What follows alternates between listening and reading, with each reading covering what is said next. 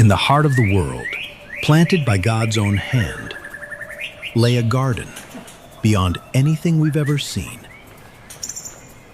Eden. Flowers bloomed without wilting.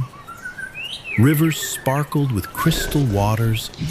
Lions and lambs drank side by side. And there, in the middle of this paradise, lived two people, Adam and Eve.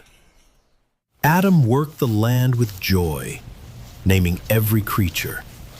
Eve walked beside him, a helper and friend. In the cool of the day, they walked with God, not in fear, not in silence, but in laughter, in love, in perfect peace. In the center of the garden stood two special trees, the tree of life and the tree of the knowledge of good and evil. God said solemnly, "You may eat from every tree except that one," a simple rule, a sacred boundary. But one day, a whisper slithered in, a voice that twisted truth. Did God really say you must not eat from this tree? The serpent spoke to Eve, not with fangs, but with questions, planting doubt, feeding pride. Eve reached out. She touched the fruit. She took a bite and gave some to Adam. Their eyes were opened, but not to glory, to shame. The garden trembled, and they hid. God called out, "Where are you?"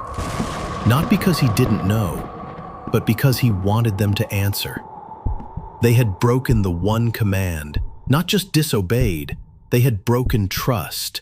Pain would now touch every part of life. Thorns would grow from the ground. Work would be hard. Childbirth would bring tears.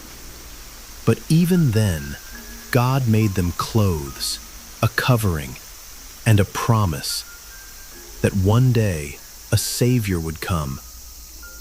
They stepped outside the garden, hand in hand.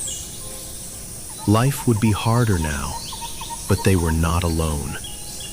Even outside Eden, God was still watching, still loving, still weaving a plan to bring them home. Eden was lost, but love was not. For God's plan to redeem the world had only just begun.